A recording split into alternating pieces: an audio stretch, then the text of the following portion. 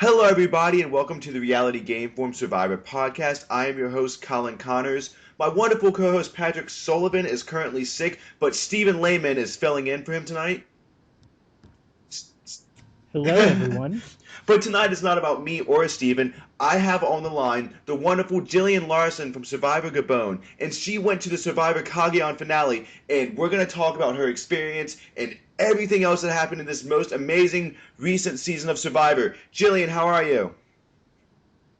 I'm great, thank you, Colin. Hi, Stephen, as well, and thanks so much for having me on board. I'm looking forward to talking to you about the finale and also about the Oh yeah, season. it's been spectacular. Let's jump right into it. What was the atmosphere like at the finale? What was the ambiance? For people who have never been there and never seen the behind the scenes footage, what exactly is going on before Jeff reads those final votes? Actually, I have to tell you, which I didn't know when I originally said I was going to be talking with you this evening. When I go up I always go up to all the finales if I can. Obviously, when they're in LA, I do. I've been to a few in New York, but I actually don't get into the tapings usually because the tickets are extremely hard to get, and if you can, they're very expensive. So I go up for the party. Ooh. I go to meet everybody because there's always a pre-finale party and then a post-finale party. And so I go up specifically to meet everybody because I want them to know who I am, because I've usually connected on Facebook prior to that, but I like them to meet me so that they know who I am for Reality Rally purposes. So this year, it was actually quite a big surprise. I actually ended up being in the studio, so this is a long story to lead up to the question, but I did want to share with you and everybody listening. Last year, I had posted on Facebook that a company called SeatFillers.com was looking for people who wanted to be seat fillers for the Survivor finale. So I got a whole bunch of flack from people on Facebook saying, oh, it's a scam, you shouldn't get into those things, you shouldn't post scams, etc. And I said, it's not a scam. It is a company, it's reliable, they put people in the Oscars and the Emmys and the Grammys and all of that, and they also do it for Survivor. So it ended up with two people getting seats last year through Seat Fillers for the December one. And they were thrilled that I had posted it because they said, oh, my God, I helped them achieve their lifelong dream. And they actually came out for it. So I was thrilled. And it was kind of like on Facebook, I said, so where? See, it worked. So this year I went up as usual, went to the pre-party, and then I'll talk about that a little bit as well in a few minutes. But I went to the pre-party and met everybody. And then I wasn't going to go to the finale in the studio, and normally a guy sets up a live feed for us and has done for like 8 or 9 years so that we can watch it, and a whole bunch of us kind of get together to watch the show as it's playing out in New York so that we're kind of on time when everybody gets to the post party. So this year he couldn't do it, and I have been so busy with Reality Rally that I just couldn't help find a place and help him do that. So I opened up my computer at about 11 o'clock on Wednesday morning because I'd been busy first thing in the morning. And there was an email saying, seat fillers looking for seats for Survivor. So I said, no, I'm not doing anything. I'm going to just see if I can get some seats. So I sent in the request and asked for 2.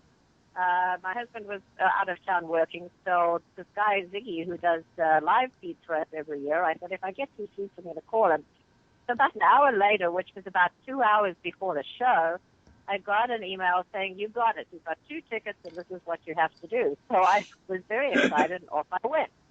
I called Ziggy, and he said, oh, my God, absolutely, I'd love to go. Thank you. So off we go. So everybody listening out there, join. You just need to get their email. So join seatfillers.com, and you'll find out. Now, often it doesn't happen. The email had actually come to me the night before, and I just hadn't looked at it because I was still out having a good time with everybody till like 2. So I didn't look at my email when I got in. And just a quick aside, I am going to put a link to Seat Fillers at the bottom of this posting. So all you listeners out there, look for the link below. Anyways, continue, Jillian. Sorry about that. Perfect. So, yeah, so check in and watch for Seat Fillers. Now, it may be at the last minute. Now, the 2 people who came last year had to suddenly get a ticket. So they flew out for this at the last minute, and they were thrilled.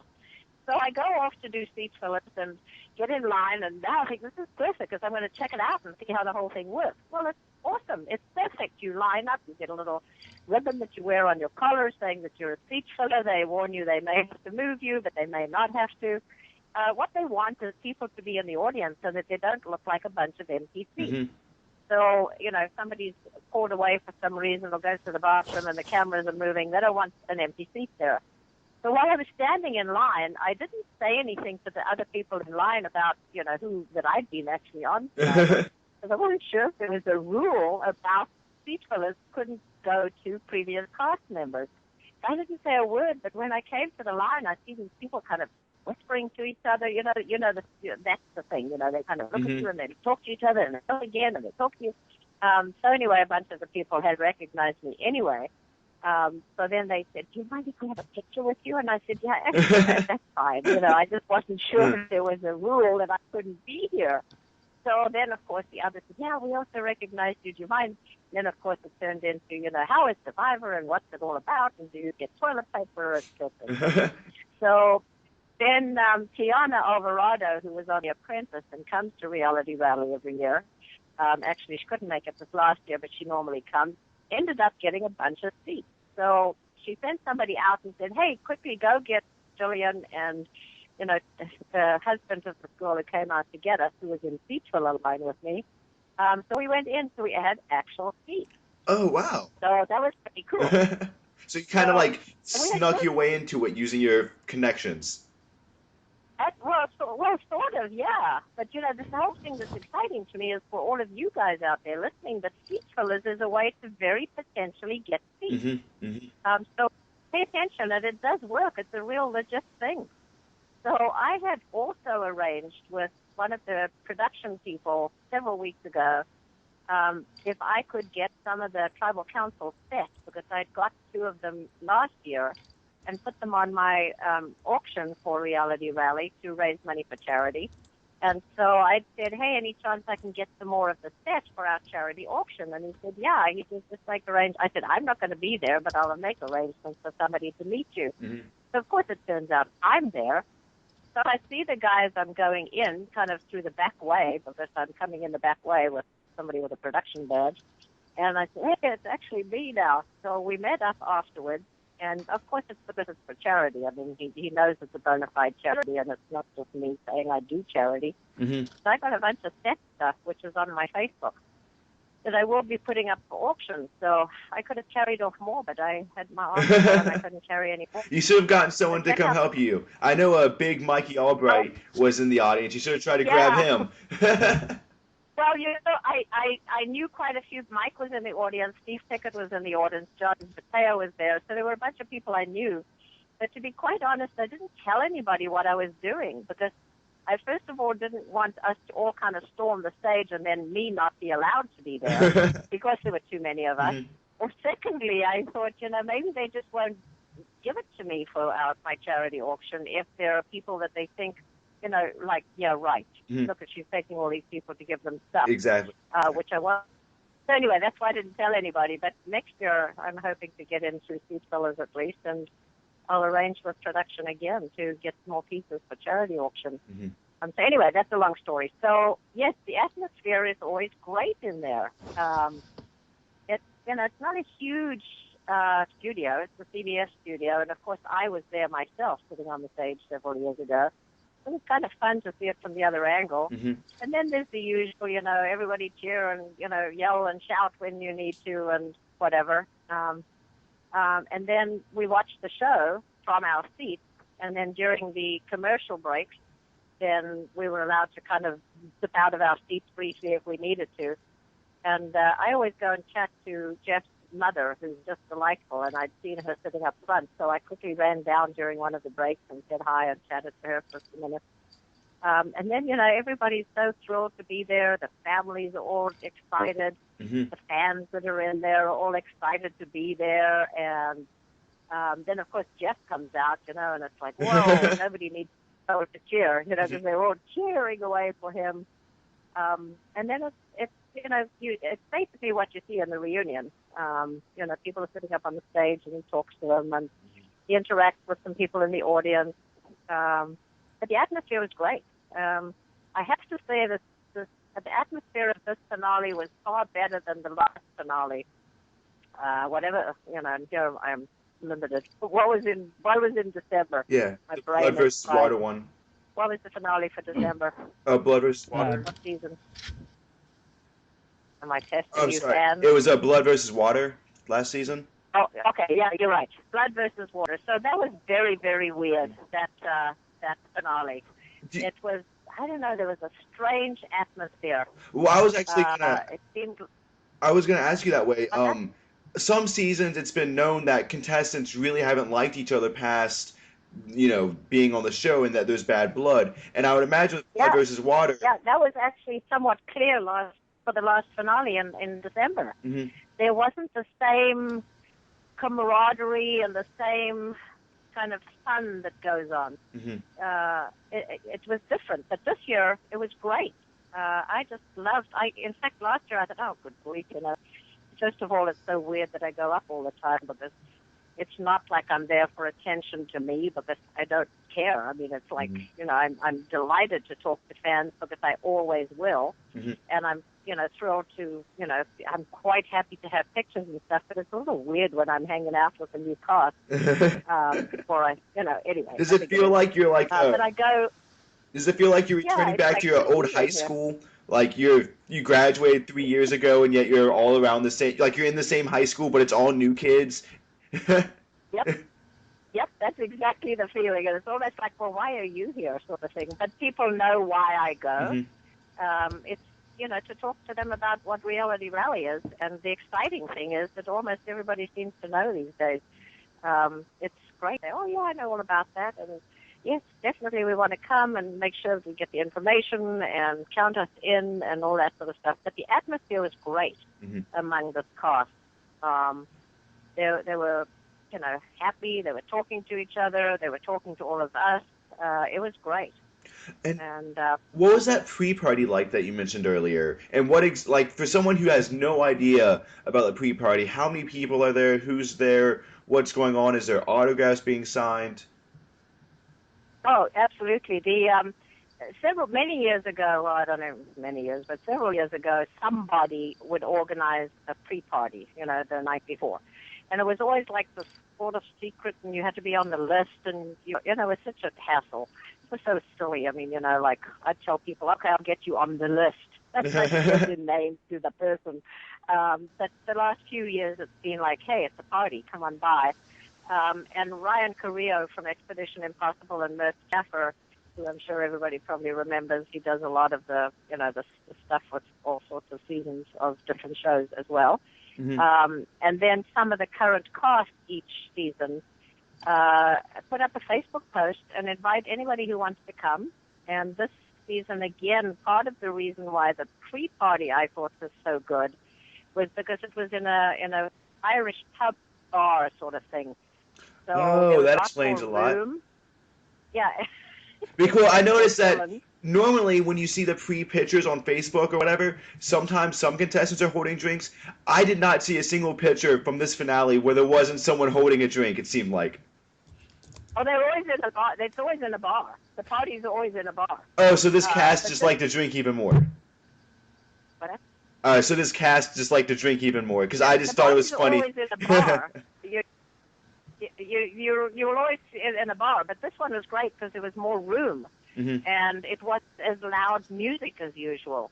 Some of the times, like last year's, was first of all half the cast just didn't go, so you're kind of there wondering where everybody is. But this year, everybody came. There was more room. The last season finale, it was so loud you couldn't even talk to each other. So I mean, like, why do you want to go and just lip read? Yeah. You can't say anything because it's too loud. But it was great. I mean, the party was great. There were a lot of people, a lot of other pre-cast people, several other show cast members, and then quite a lot of fans. There was a young man, Colby Brown, who came out from Midwest somewhere, I think he is, and he had come out to meet everybody, and he was just so thrilled to be there. He's a young man with Asperger's.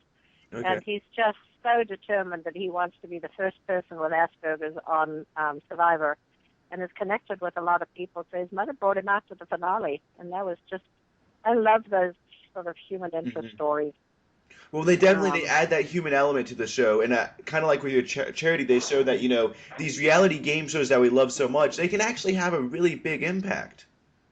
Absolutely.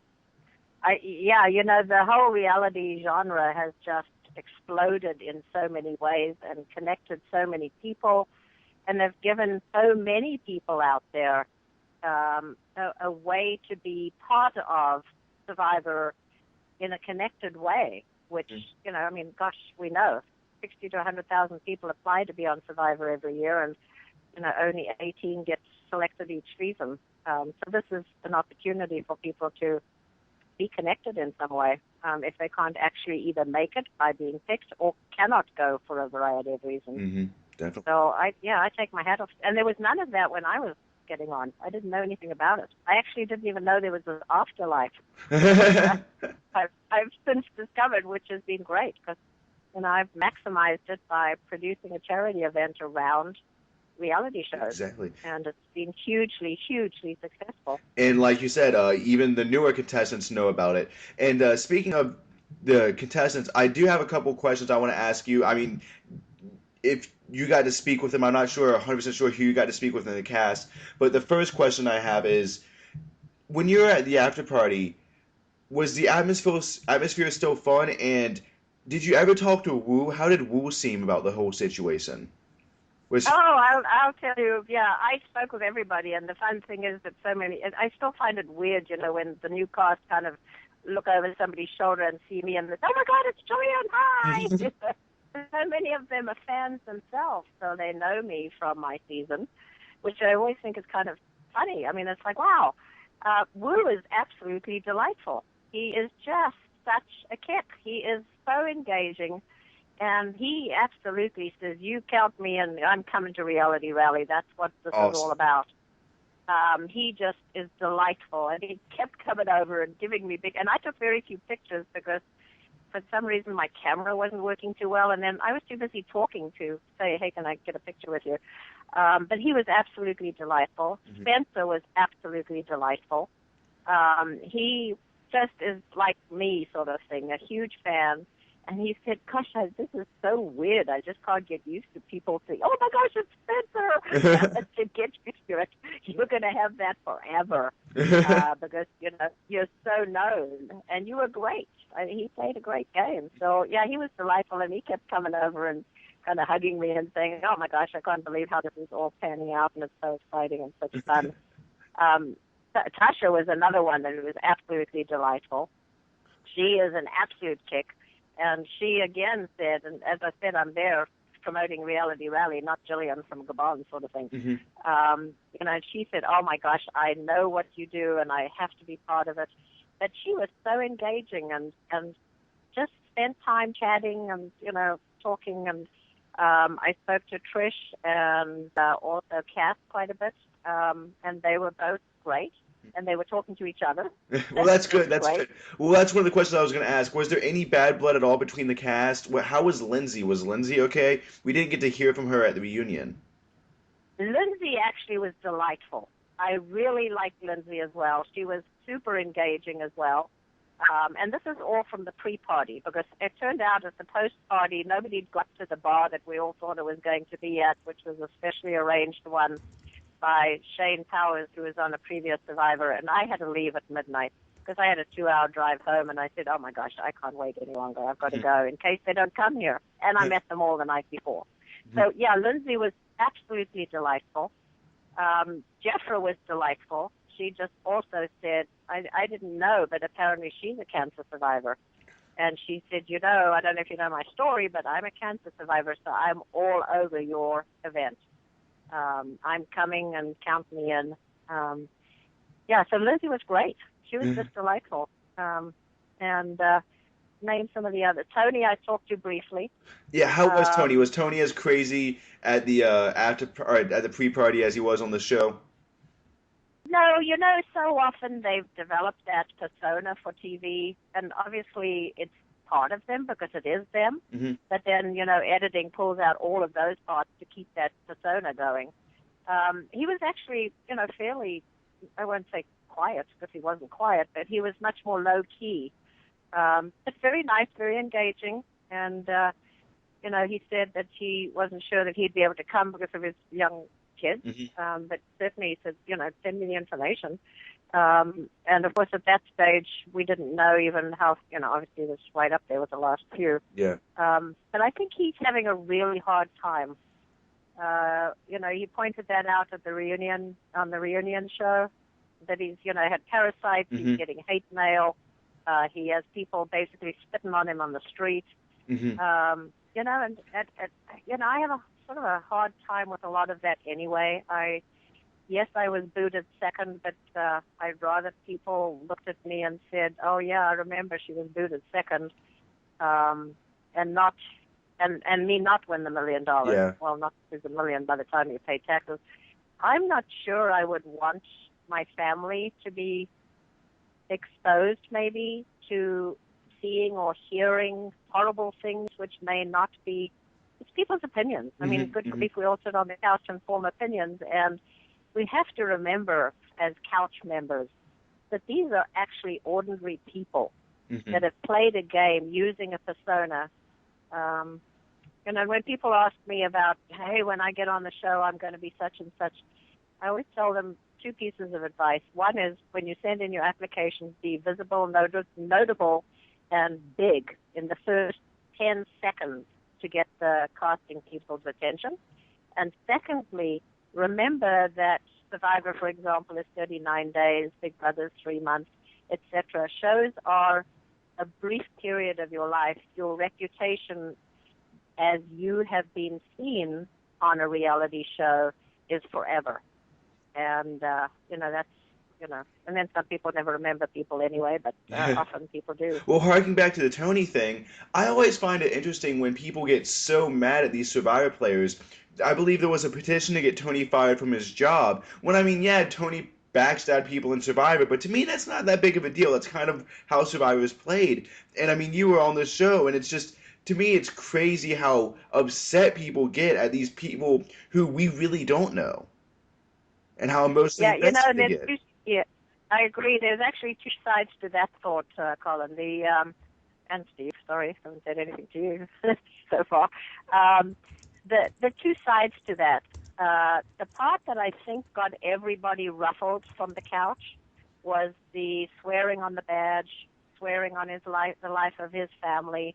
That sort of just crosses over gameplay. And I think the rest of it's, hey, yes, he was manipulative, he was sly, he was sneaky and all that, but that's gameplay. And even lying and backstabbing and all that, that's gameplay. But not some of that other stuff that he did. And it's basically the swearing on the badge and swearing on people's lives that gets everybody upset. And that's what caused trouble. And I guess as a super fan, someone like me, honestly, if someone comes up to me and goes, I swear on my children, I'm safe with you, Colin, that makes me not want to trust them because I'm like, whoa, you clear, because people only typically say that when they're lying. But also as a fan, I'm just kind of like, when you're on Survivor, you can do whatever you want to. But I don't know. I just think it's interesting how people can be so emotionally invested and have hatred. And I believe Kass, who you said got to speak to, she got a lot of hate, and I believe she even got death threats for some of her actions. I've heard that. Yeah, and you see, Kass didn't cross the line. She played a very strategic, maybe you want to call it villainous game. She may be tabbed as one of the villains because of how she played, but she didn't cross that line. But yet people don't like her and didn't like her and whatever. It's weird. It's so weird. We could all sit and judge. We see the statistics are they film 24 hours a day, 7 days a week, as you know. They pull, for every 300 minutes of footage, they pull 1 minute into editing the story out of every 300. So, there's so much more that goes on. And so, like with someone like Kass, we don't really see the big picture, right, Stephen?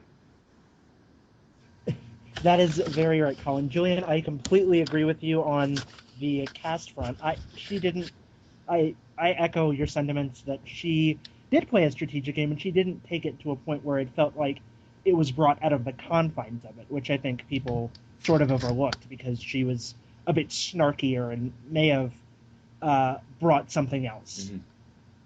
Right. You know, she did. She switched back and forth, and that was gameplay. Mm-hmm. Yes, she sort of lied and, whatever, but that was gameplay. It's so interesting, this whole thing, and you're right. That's one of the pieces of advice that there's a psychologist that goes off on these trips with us. And his advice when you get off is, he says, my biggest piece of advice to people is don't read the thread. He said that they can destroy you. And it's true. It's like, I swore after I was there that I would never ever say to myself or to people with me on the couch, oh my God, that person's annoying. Because you just don't know. I mean, some of the behaviors might be annoying, but the person isn't. And it's tough. That game is tough. There is no comforts. There's no food. You're missing your family. In my case, I grew up in South Africa, so I didn't care about the sleeping on the ground and having no food and no extra clothes. It was actually easy. I didn't have to think, oh gosh, what did I leave behind? Or where's my toothpaste? I don't have any. So that all was, fine. And I also traveled quite a bit, so I'm away from my family on and off, and for 2-3 months at a time. But a lot of people aren't. And then it's very personal. People say, it's just a game. Well, put yourself in that situation. No food, no family, no comforts, disgusting teeth, stinking like a Survivor player. I mean, the smell is so awful. I do want to segue this back to the Kass thing, because I do want to make one kind of comment about her. I think any person on Survivor that receives death threats, I think that goes way too far, and I think a lot of times there's too much hatred for players. However, she has been saying that if she was a guy and did what she did, people wouldn't have cared. But I have to point out, players like John Cochran did something very similar to her, and they still got hated. So I feel like she's a little misguided in that assumption, but I completely agree that all the death threats and people just take everything too far. And I remember with Dawn Meehan how they were so mean to her they kicked her off Twitter, which I just find that disgusting. Right. Another contestant was Jatia. Did you get to speak with her? I did. She's actually delightful as well. I spoke to her. I think I met everybody. Some quicker than others, and some much more engaging, and me, possibly because I stood there engaging more. But yeah, Jatia was great. She's very tall. It's like I had to look up to her. Yeah, she was actually great. She was very bubbly and cheerful and happy and talking to everybody. She was great. Cliff, of course, I felt like I needed to stand on the bar to at least see him. He's enormous. Well, I was... The picture I got standing next to him, I was like, I think, and I was standing. It took on my two toes. pictures, right, to get you both together. I was saying it would be funny if it took 2 pictures to get both of you in one shot because of how big he is. Yeah. I was going to ask about Cliff and David because they're both, people that are famous outside of Survivor. Were they having fun? Did it seem like they were wasting their time? Especially someone like David who was first boot. Was he having fun? Cliff looked like he was having a good time. You could see him above the crowd the whole time smiling. I mean, it was almost like a giraffe in the forest of South Africa. It was like great. That's what it made me think of, because when you're in South Africa, all you see are these giraffe heads sticking up over the trees.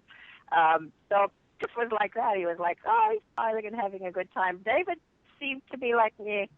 He said hello and he was engaging enough, but not hugely. It was almost like, well, that was then, this is now, and I'm here, and then it'll be done. That was the feeling I got from him. And he's small. He's compared to, Cliff, he's not much taller than me, but not hugely engaging, but a nice guy. But not hugely engaging. Sarah, I met Sarah, and she was, nice, not over bubbly and engaging, but then she's quite pregnant, so maybe she was, not as bubbly as some of the others, but very nice. And who else? Who else haven't I mentioned? Did you get to meet Morgan? And if by any chance, do you have a phone number that you can give to me when we get off the Skype call? I don't know what this thing about Morgan is. As a woman, I don't see this. Of course, I'm a woman. That's why I don't think she's that awesome. I mean, she's a nice person, but I don't get that whole gorgeous thing. she was very, she was sweet and nice and said hello and everything, but not nearly as engaging as some of the others. Jeffra is far more bubbly and engaging, and she was very engaging. Who else haven't I talked about? Jeremiah and LJ. Oh, Jeremiah was great. He was great. He was also just chatty and talked about stuff and, stayed engaged for a while talking about things and happy to hop into pictures, and he was great as well. And LJ was not quite as outgoing, but nice. LJ seemed really quiet on the show, too, though. Right. That actually was how he was just that sort of person that we saw. And what about Alexis? Yeah. Oh, and then the other one, Bryce was crazy. Bryce is a fun, crazy guy. He was just great. He was just great. Did you speak with Alexis? That's probably it. Let's see if I spoke. Not long. Yes, briefly, but very briefly, actually. She was one that I didn't see for the longest time, and then it was kind of just hello. And said, I'm Gillian. I do reality rally, and gave her one of my cards. So that wasn't I can't even give you an opinion on her. Well, let's go ahead and if you're ready, we can just talk about the season as a whole for a little bit. Okay. Where would you rank it? Because, I loved it. I don't want to put words in your mouth, but I'm assuming you liked it too. What was your favorite part, and where would you rank the season, and what did you not like? I actually now I'll tell you a big secret.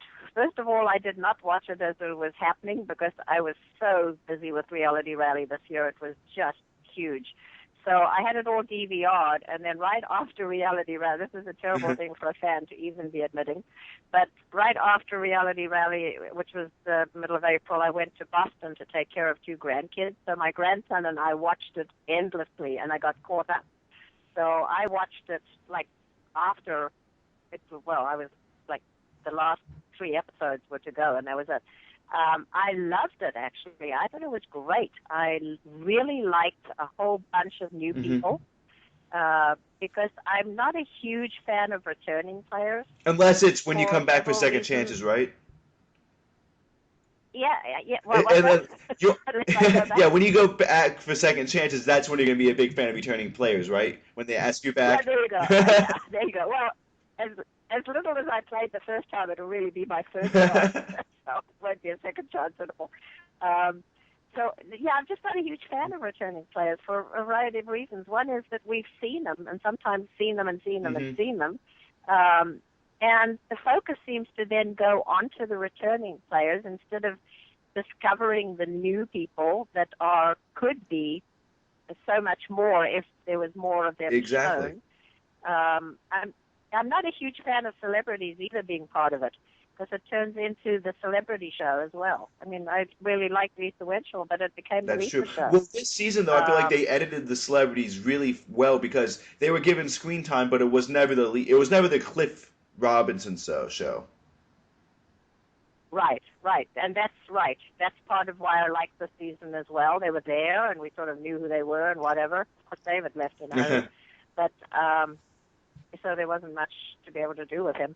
But I just really liked it. I liked seeing all the interaction with all the new people. It was like we discovered, in my mind, almost discovered Survivor again. And I completely agree. To me, it's become unpure. Exactly, I completely agree. It's people, yeah. And people know each other. They've been at hundreds of parties together, and they've hung out together, and they've gone to charity events together, and it's like everybody seems to know everybody. So that's what I like about that. It didn't have that same kind of bad blood that, let's say, happened in Blood versus Water, where Tyson betrayed Arias and they were friends forever, and then go to Survivor Caramone, where Andrea betrayed Francesca because they were friends. And it just was so nice just to have new faces and actually give everyone screen time. I loved the editing this season. I think it's some of the best Survivor has ever had. What do you think? Yep. I agree with you. I just thought, I really felt like it had gone back to Survivor. It was really starting to lose some of itself because of all of that, people knowing each other and seeing them again. And the other thing about it is, I remember the first season of Rupert. My gosh, we all loved Rupert. He was so cool and so fun and so awesome. And his image was, I felt, tarnished in the second one that he Mhm. was in, because he was like whiny and complaining about his toe all the time. And, what happened to the Rupert we knew? And I know Rupert. I've met him several times. So it was like, what? That's not you, Rupert. Why are you being shown that way? So you lose some of the people, you can lose some of the image of somebody that you've had before. Yeah, I'm not a huge fan of Richard, and I really liked the season. And well, I thought it apparently, was great. there were rumors about the time this season started that seasons 29 and 30 would feature returning players in some capacity. And in fact, Reality Blurred said that the next two seasons was going to have returning players. However, Oh, I lost you for a minute. What did Reality Blurred Blurred say? said that the next two seasons, seasons 29 and 30, were going to have returning players. However, and this has now been confirmed by Jeff Probst, that any plans they had to have seasons 29 and 30 have returning players is out the window, and they're doing new casts for both of those seasons because of how well received this cast was. So, I mean, this season really has Awesome. reshaped the way Survivor, the future of Survivor. I'm really thrilled to hear that, because as we know, it's blood versus Mhm. water again. And I really, as much as I did kind of enjoy blood versus water in several ways because of the whole interaction thing, I really am thrilled to think that it's going to be brand Mhm. new people altogether because of the success of Oh, this yeah. one. And it was directly tied to the success of this one. Yeah, I'm really glad to hear that. And I do know that they were looking for people who would return, because we were all asked, would you go back and who would you take? And I know, because I get a lot of people who send me tapes saying, hey, take a look at my tape and what do you think? And one gentleman who sends them to me all the time just sent me one recently and said, what do you think? And I hate to say it, but I didn't realize they were looking for, like a blood versus water new people. And there were two people. There was another person in the video with him, and I'm thinking, oh, there's too much of her in it. And then I realized, duh, that's why it's for a tape for both of them. So I'm very glad to hear that. I have to ask you, though, one of the things a lot of people didn't like about this season was the Tyler Perry idol. What were your thoughts on that? Tell me what they The didn't like. special idol that Tony had, which it actually never played a factor in the game, but the very existence of the idol that could be played after the votes were read, the special idol. Oh, right. I realized what you said about Tyler Perry then. Seeing as it was his idea, Yeah. I guess. Well, I don't like how I they have say to tell you that blood versus water was my idea, and I haven't heard Jeff say that. But I had suggested that years ago. I said, hey, what you should do is put, relatives on, and on opposite tribes. I think the dynamics would be awesome. So anyway, back to Tyler Perry Idol. I actually thought as a viewer it was good, because I kept thinking to myself, gosh, I can't wait to see everybody's reaction when he can bring it out after the vote. But of course we didn't see that. But it did make me think every episode, I wonder if he's going to have to use it, and he's going to be safe anyway. So he's skating right through because he's got those in front, with him. But it was a good twist, because the idols are getting a little, like ho-hum. There's always idols, so people always expect them. But that was a twist. Well, what did you make of Tony as a winner? How would you compare him to, say, someone like Bob?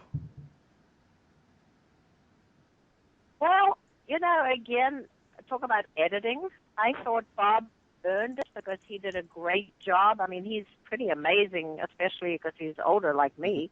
He's not as old as me. I'm a lot older than him. But he earned it by being, clever and winning challenges and everything. But he didn't have the craziness that people love watching. People love a train wreck sort of thing, and Bob wasn't one. He was like, just an ordinary guy that was doing well. Some of the other winners, well, of course, Russell will never be a winner. He will never win. Well, and what do you think that's a fair comparison? Because to me, it was very obvious right off the bat that the big difference between Russell and Tony was that Tony's tribe mates actually liked Tony, whereas people just seemed to tolerate Russell. But maybe that's just because I'm a super fan. What do you think of that comparison between Russell and Tony? Well, I don't even see this. I see the similarity in both of them being big television. and made the show in many ways because people wanted to see what they were going to do next. But I just don't see that they're that similar. Russell was stupid. I mean, he was sabotaging his own tribe. I mean, who does that? Dumping the water and burning the socks and all that sort of stuff. You do it to the other tribe if you're going to do it, but you don't do it to your own tribe. And Russell was all about Russell. I mean, that's the difference, I think. And obviously Tony was all about Tony as well, but it just felt different. I was going to say, Russell may be all about Russell, Tony may be all about Tony. However, we never saw Russell so remorseful when he had to backstab an ally, like when we saw Tony see remorse for voting out Trish. Tony really, truly felt bad about voting out Trish. Russell never felt bad about, like, voting out Danielle or Jason. Right. Well, that's the difference. That's why Russell will never win, because he just doesn't get it. He plays Survivor for 38 days. On the 39th day, he never comes down saying, hey, guys, you guys were great and great competitors. It was a pleasure to play against you, and I'm so glad, that I'm here, and let's, let the best man win sort of thing, because he never can. He carries on with that sort of like, the Russell we see the whole season. Well, and I feel like... And, people... Well, I was going to say, I feel like... People make the mistake, I think. I kept hearing them saying that they didn't want... that he should take... for example, Wu to the end with him because they'll never vote for Tony. But people do. There have been a few other seasons where the not liked person has gone to the end, and even though they're not liked, people realize they actually played the game well. And I think that that's the mistake that they make. And I completely agree. They're going to vote for that person. And I completely agree. As if you played a good game of Survivor, you need to articulate it well, and you can't rub salt in people's wounds. But I do want to take a moment to all the listeners out there. I think as a podcast, we were a bit too harsh on saying that Tony was mean and that Tony was stupid. Looking back on everything, and I think maybe because I've just been in a Survivor coma, Tony really did play a great game. Maybe we got a little too much of his craziness towards the end editing-wise, but I really do like him as a winner. But anyways, I do want to bring up the fact that this season had a very interesting tribe switch, or tribe setup. It was Brains, Beauty, and Bronze. And how do you think that compares to, let's say, something like on your season, where there are no predetermined tribes and someone gets to pick them? Like, how big do you think that label played on this game? Well, they were able to play on it a lot. And so the Beauty kept saying, oh, yeah, we're beautiful. And the Bronze kept talking about how strong they were, and the Brains kept saying, my God, we're so strong. How did this be the Brain tribe? I don't understand. Talking points. But, for example, I think our tribe, my season, it talk about, we were the dumb tribe. I mean, Jeff called us the worst tribe and used a few expletives right before that word in Survivor history, and he was right. I mean, was your tribe worse than the Brains? It was a dumb tribe. Was your tribe worse than the Brains tribe? Because, I mean, your tribe won an immunity challenge. The Brains tribe won an immunity challenge. Oh, our tribe was terrible. Nobody wanted to think about anything or do anything, or and again, I was there 24 hours a day, not for very long, but I was there, so I saw what was going on. I thought the breakout, they had to give something different, because they've almost done so many of the other things. I mean, they've been all the different splits and all the different everything. This is an interesting one, although I didn't quite see how some of the people were on the Beauty tribe or on the Brains tribe or on the Brawn tribe. It's sort of like it wasn't hugely obvious.